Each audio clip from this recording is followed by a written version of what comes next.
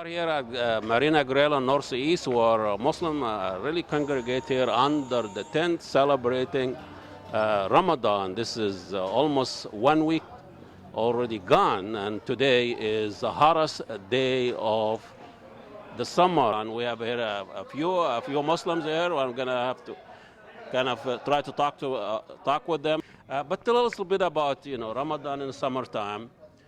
It's an election year, so on the top of being a longer 18, 19 hours, it was the hottest day today, 90 degree, and also the Islamophobia and Donald Trump and all of that. It's different this year because, like you said, we're in the summer solstice, so we're fasting really long hours.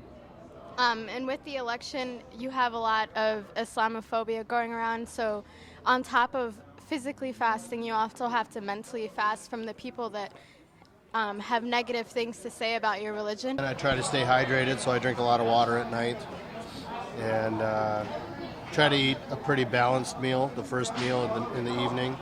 Try to space out as much of the food as I can. Doesn't always work, but I do my best. And definitely a lot of prayer, I would say. Comparing it to back home, it's very similar, especially this place right now under a tent. You have a buffet, very typical. A lot of different variety of food. Kind of reminds me of back home. Special food you eat the suhoor?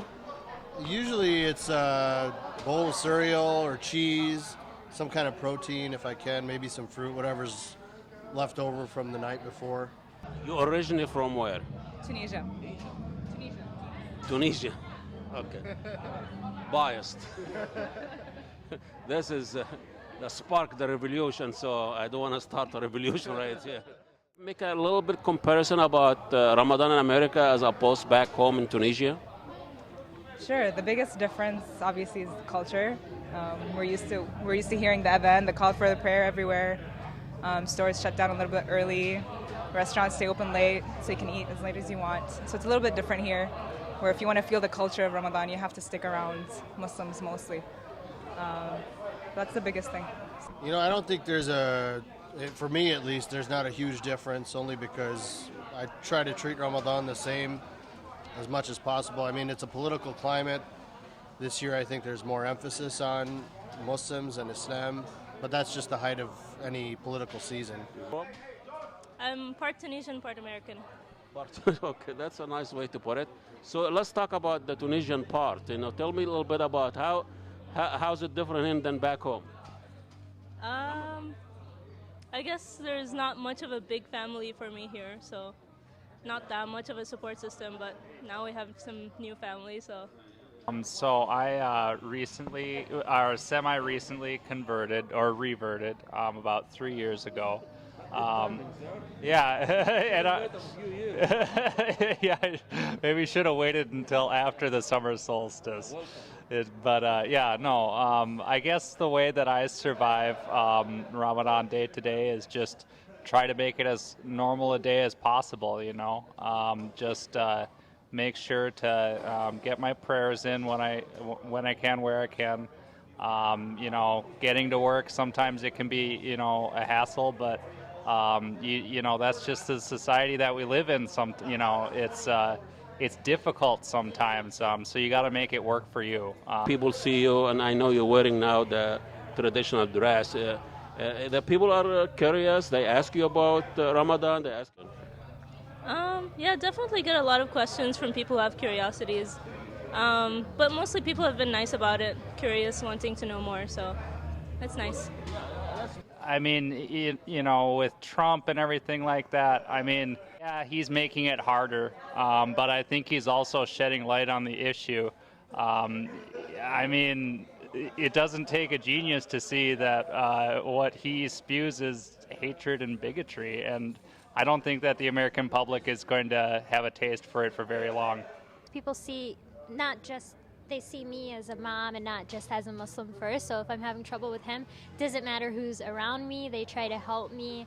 They say, "Ma'am, do you need help?" I've had non-Muslims help me as well. And I try to use that, motherhood as a connection or a bridge or whatever. So Not really. It's still hot. You can't escape that. So, like I said, I usually work during the week. So I get the AC inside my job, and then it's like as soon as I get out, I'm like, I gotta go home. It's too hot. Like I need more AC. And I try not to think about what Trump says because if you do, you get mad and you can easily lose your fast. So I try not to think about all that.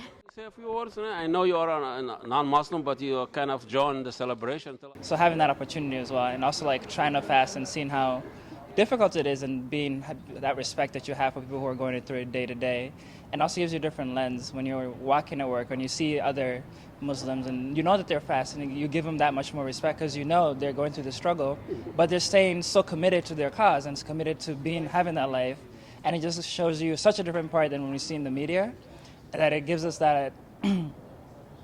It allows us to just see it for what it is versus what we've been told it is the whole time. Here you have it. Here is a mixed family trying to celebrate Ramadan together and enjoy it, not worry about what's out there. And matter of fact, some of them think fasting give them a strength to kind of sustain this Islamophobia that's spouting and spreading through the country. Marina Grill, 90 degree, and after 19 hours of fasting, people still have a smile on their faces. So we'll see you next week. Assalamu alaikum.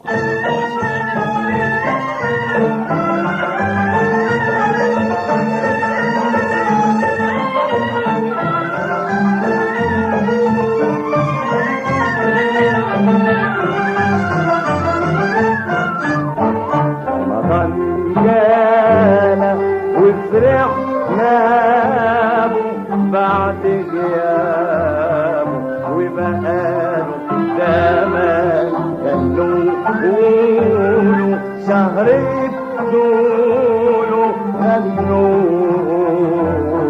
أهلا رمضان رمضان جانا أهلا رمضان قولوا معانا أهلا رمضان رمضان جانا